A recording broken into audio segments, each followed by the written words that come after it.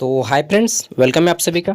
आज हम लोग बात करने वाले हैं, क्या बात करेंगे भूल गए, क्या भूल गए यार। नहीं, याद आ गया। चलो, मजाक कर रहे थे। तो हम लोग बात करेंगे हिस्ट्री सेमेस्टर 2 का मेजर पेपर 2। ठीक है। और इसमें जो पढ़ना है टॉपिक, उस टॉपिक का नाम है ancient and early medieval history. ठीक है। एंशियंट हिस्ट्री तो पढ़ना है, प्राचीन भारत का इतिहास तो पढ़ना है। ठीक है। एंशियंट एंड इसके साथ ही हमें पढ़ना है मेडिवल, अर्ली मेडिवल। ठीक है। अर्ली मेडिवल यानी कि प्राचीन भारत का इतिहास, और साथ में जो प्रारंभिक मध्यकाल है उसका भी इतिहास इसमें पढ़ना है। चाहे आप भारत के किसी भी यूनिवर्सिटी हों, ठीक है, सभी के काम में देगा। History major paper 2 ancient and early medieval history का ये क्वेश्चन पेपर है। देखिए, ये एग्ज़ाम जो है आपका 26 अप्रैल 2024 को हुआ था। ठीक है। बट यहाँ पे लिखा गया है 2023, यूनिवर्सिटी वाले लिखते हैं। ठीक है। सेशन 22-26 में पूछा गया क्वेश्चन पेपर है। टाइमिंग 3 आवर और फुल मार्क्स 75, पासिंग मार्क्स से 30। ठीक है। देखते हैं तो कुछ चीज़ें यहाँ पे आपको बोली गई हैं, इसको आपको ध्यान में रखना है। फर्स्ट ऑफ ऑल कि परीक्षार्थी यथासंभव अपने शब्दों में ही उत्तर दें। ठीक है। किताबी भाषा का प्रयोग ना करें, आप अपने घर के शब्दों में उत्तर दें। ठीक है। उपांत के अंक पूर्णांक के द्योतक हैं, यानी कि साइड में आपको मार्क्स इंडिकेट किया जाएगा। और देखते हैं तो हमारा यहाँ पे शुरू होता है ग्रुप ए। ग्रुप ए आपका 15 मार्क्स का है, जिसमें से very short answer type questions हैं। इसमें 1 मार्क्स वाले 5 क्वेश्चन हैं, 1 नंबर या 5 गो। ठीक है। 1 मार्क्स वाले 5 क्वेश्चन आएंगे, 1 मार्क्स वाले 5 गो। ठीक है। इसमें पहला क्वेश्चन है, गुप्त वंश का संस्थापक कौन था? गुप्त वंश का संस्थापक कौन था? Who was the founder of Gupta dynasty? ठीक है। तो गुप्त वंश का जो संस्थापक था वह था श्रीगुप्त। ठीक है। वह था नहीं, वह थे, श्रीगुप्त थे। ठीक है। गुप्त वंश के संस्थापक। ठीक है। और गुप्त वंश का सबसे महान जो राजा था उनका नाम है चंद्रगुप्त। कौन? चंद्रगुप्त मौर्य, अशोक ना? नहीं नहीं नहीं, समुद्रगुप्त। गुप्त वंश के सबसे महान शासक है समुद्रगुप्त। ठीक है। और गुप्त वंश की स्थापना किसने की है? तो श्रीगुप्त ने। हमारा अगला क्वेश्चन पूछा गया है यहाँ पे कि नालंदा विश्वविद्यालय को किसने नष्ट किया, यानी कि तोड़फोड़ किया? ठीक है। Who destroy Nalanda university? तो नालंदा वर्तमान में यूनिवर्सिटी चल रहा है बिहार में। नालंदा यूनिवर्सिटी ओपन यूनिवर्सिटी है, यानी कि इग्नू की तरह। ठीक है। नालंदा ओपन यूनिवर्सिटी बिहार में अभी भी है। इस विश्वविद्यालय को बनाया था, विश्व का पहला विश्वविद्यालय है, विश्व में पूरे वर्ल्ड में फर्स्ट यूनिवर्सिटी था नालंदा यूनिवर्सिटी। ठीक है। जो कि बिहार में स्थित है। सोचिए, बिहार में यूनिवर्सिटी होके भी बिहार का साक्षरता दर भारत में सबसे कम है, जबकि विश्व में सबसे पहले था। सोचने वाली बात है। चलिए, तो नालंदा विश्वविद्यालय को बनाया था कुमार गुप्त ने। ठीक है। किसने? कुमार गुप्त ने नालंदा यूनिवर्सिटी को बनाया। लेकिन यहाँ पे पूछा गया है कि नालंदा विश्वविद्यालय को किसने नष्ट किया, तोड़फोड़ किसने किया? तो नालंदा विश्वविद्यालय को जो तोड़फोड़ किया है उनका नाम है बख्तियार खिलजी। एक बाहर का व्यक्ति था जो हमारे देश में आकर के तोड़फोड़ मचाया। ठीक है। बख्तियार खिलजी ने नालंदा विश्वविद्यालय को तोड़ा, बनाया था कुमारगुप्त ने। और यहाँ पे उस समय बौद्ध धर्म की शिक्षा दी जाती थी इस विश्वविद्यालय में। ठीक है। अगला है, महमूद गजनवी ने भारत पर कितनी बार आक्रमण किया? ठीक है। How many times Mahmud Ghaznavi attack India? ठीक है। तो अटैक किया जो इंडिया में उन्होंने 17 बार किया। उन्होंने नहीं, उसने। ये ससुर बहुत खराब आदमी था। ठीक है। हलकट था एकदम।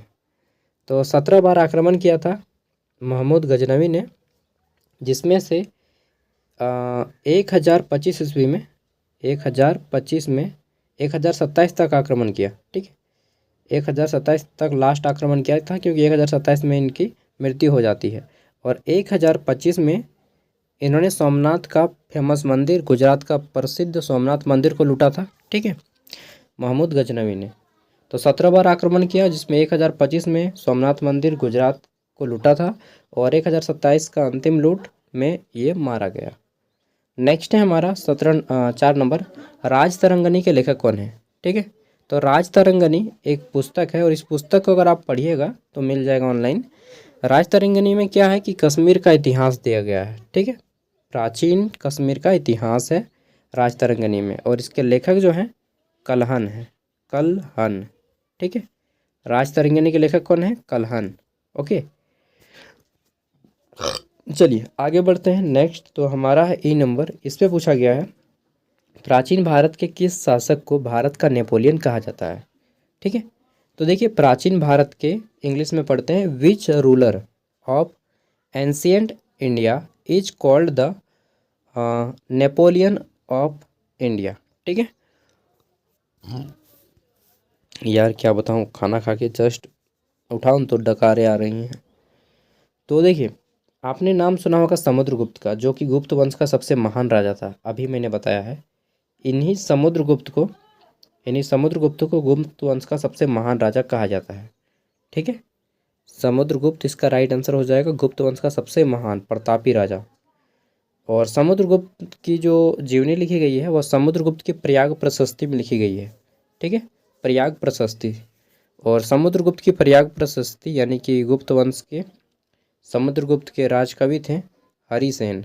ठीक है, इन्होंने ही लिखा है, हरिसेन समुद्रगुप्त का दरबारी कवि था और इन्होंने ही लिखा है समुद्रगुप्त की प्रयाग प्रशस्ति। ठीक है, चलिए आगे बढ़ते हैं। तो हमारा यहाँ पे शॉर्ट आंसर टाइप क्वेश्चन है। ठीक है, लघु उत्तरीय प्रश्न। यहाँ पे पहला क्वेश्चन हमारा बनता है बौद्ध धर्म के महायान संप्रदाय पर संक्षेप में निबंध लिखें। ठीक है, wrote a brief essay on the Mahayana sect of Buddhism. ठीक है, बौद्ध धर्म के महायान संप्रदाय पर संक्षेप में शॉर्ट में आपको एक ऐसे लिखना है। देखिए बौद्ध धर्म पहले बौद्ध धर्म था, उसके बाद ये दो भागों में बंट जाता है। ठीक है, एक हो जाता है आपका महायान और एक हो जाता है आपका हीनयान। ठीक है, हीनयान। तो आपको पूछा गया महायान के बारे में। ठीक है, पढ़ लीजिएगा डिटेल में, और जब भी आप शुरू कीजिएगा तो यहाँ से शुरू कीजिए कि बौद्ध धर्म का स्टार्ट गौतम बुद्ध ने किया, जिनका बचपन का नाम सिद्धार्थ था, वहाँ से शुरू कीजिएगा। ठीक है, उसके बाद फिर आप डिटेल में जाइएगा।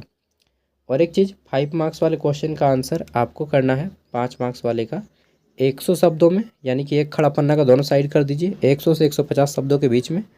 और 15 मार्क्स वाले जो क्वेश्चन है इसका आंसर करना है आपको 300 से 500 शब्दों के बीच में। ठीक है, between 300 to 500 words, depend on you तेज कि आपका स्पीड क्या है। ठीक है, आपकी स्पीड अगर धीरे है, स्लोली लिखते हैं आप, ठीक है, तो आप एक खड़ा पन्ना का दोनों साइड और दूसरे खड़ा पन्ना का एक साइड, मतलब 3 पेज में कीजिए। लिखने की स्पीड ज़्यादा है तो 2 खड़ा पन्ना 3 खड़ा पन्ना जितना लिखना है लिखिए। ठीक है, लेकिन 3 खड़ा पन्ना से ज़्यादा नहीं लिखिएगा क्योंकि टाइम नहीं बचा पाइएगा। ठीक है, चलिए अगला क्वेश्चन है सामंतवाद की मुख्य विशेषताओं पर प्रकाश डालें। Throw light on the main features of feudalism. सामंतवाद क्या है? ठीक है, नाम सुनने से ही लगता है कि सामंतवाद, सामंत व्यक्तियों का राज्य। ठीक है, तो सामंत व्यक्तियों का ही सब कुछ होगा, वही हो गया सामंतवाद। बाकी आप लोग डिटेल में पढ़ लीजिएगा। ठीक है, मैं डिटेल में जब क्लास करवाऊंगा उस टाइम पे सब कुछ बताऊंगा, लेकिन बट अभी मैं केवल क्वेश्चन पेपर दिखा रहा हूँ। ठीक है, तो मैं 1 मार्क्स वाले क्वेश्चन का आंसर बता दिया, but long answer type question का आंसर नहीं बता पाऊँगा, उसको अभी आपको खुद प्रयास करना होगा। ठीक है, घर में। ग्रुप बी में है आपका लॉन्ग आंसर टाइप क्वेश्चंस। इसमें पूछा गया है दीर्घ उत्तरीय प्रश्न। ठीक है, 15 मार्क्स वाले, और बोला गया है कि किन्हीं 4 प्रश्नों के उत्तर दें। ठीक है, इंग्लिश में है कि answer any 4 question of the following. इसमें हमारा फर्स्ट क्वेश्चन है पहला, शुंग कौन थे? पुष्यमित्र शुंग के शासनकाल की घटनाओं की चर्चा करें। ठीक है, who were the Shungas? Discuss the event of the reign of Pushyamitra Shunga. ठीक है, तो सबसे पहले बताना है कि शुंग वंश की स्थापना कब हुई। ठीक है, उसके बाद पुष्यमित्र शुंग कौन थे, फिर पुष्यमित्र शुंग के शासनकाल में कौन कौन से प्रमुख युद्ध होते हैं। ठीक है, इतना बताइए काफ़ी है। अगला है आपका संगम काल के समाज एवं संस्कृति पर प्रकाश डालें। Throw light on the society and culture of Sangam period. तो देखिए संगम वंश तमिल साहित्य में जितने भी चीज़ें लिखी गई हैं उसी को हम लोग संगम साहित्य बोलते हैं। उस समय के काल को संगम काल कहा जाता है। ठीक है, उस समय को संगम काल कहा जाता है। तो आपको बताना है संगम साहित्य में समाज कैसा था, संस्कृति कैसी थी। ठीक है, ये सारी चीज़ों पे आपको फोकस करना है। कौन कौन से प्रमुख ग्रंथ लिखे गए हैं आगे देख लेते हैं। तो पांचवा हमारा क्वेश्चन है कि can the age of Guptas be regarded as the golden age of ancient Indian history, give your justification. तो यहाँ पे पूछा गया है कि गुप्त काल को प्राचीन भारत का इतिहास का स्वर्णिम युग माना जा सकता है, अपना औचित्य दीजिए। ठीक है, देखिए गुप्त काल जो है अभी तक भारत का इतिहास जो भी रहा उसका सबसे बेस्ट टाइम बोला जाता है कि भारत में किस राजा के समय में सबसे ज़्यादा उन्नति किया है भारत। तो इसके अकॉर्डिंग, इतिहास के अकॉर्डिंग समुद्रगुप्त के समय, स्पेशली समुद्रगुप्त के समय, ठीक है, समुद्रगुप्त के समय यानी कि पूरा का पूरा गुप्त काल, ठीक है, श्रीगुप्त से लेकर के जितना अंतिम शासक होते हैं, खास करके समुद्रगुप्त के समय, गुप्त काल के समय भारत सबसे ज़्यादा तरक्की किया है। ठीक है, इसीलिए गुप्त काल को भारत का स्वर्णिम युग कहा जाता है, गोल्डन पीरियड, ठीक है, ऑफ हिस्ट्री, इंडियन हिस्ट्री। तो आप कहाँ तक सहमत हैं ये चीज़ बताना है। ठीक है, बोलिएगा मुझे तो कुछ मालूम ही नहीं है, तो सहमत और असहमत का बातें क्या है, तो पढ़ लो भाई। ठीक है, पढ़ लीजिएगा, सब कुछ पता चल जाएगा। और सबसे महान राजा कौन हुए हैं भारत के एट द प्रेजेंट टाइम तक। ठीक है, तो अभी तक के भारत के सबसे महान राजा हुए हैं सम्राट अशोक। इसी के नाम पे अशोक स्तंभ को रखा गया है, भारत का राष्ट्रीय चिन्ह अशोक चक्र। ठीक है, सम्राट अशोक, अशोक ग्रेटर है। चलिए, क्योंकि ये किसके शिष्य थे सम्राट अशोक? सम्राट अशोक भी चाणक्य के शिष्य थे, चंद्रगुप्त मौर्य का नाती, और चाणक्य भी शिष्य थे सम्राट अशोक और चंद्रगुप्त मौर्य, और चंद्रगुप्त मौर्य का बेटा था अशोक।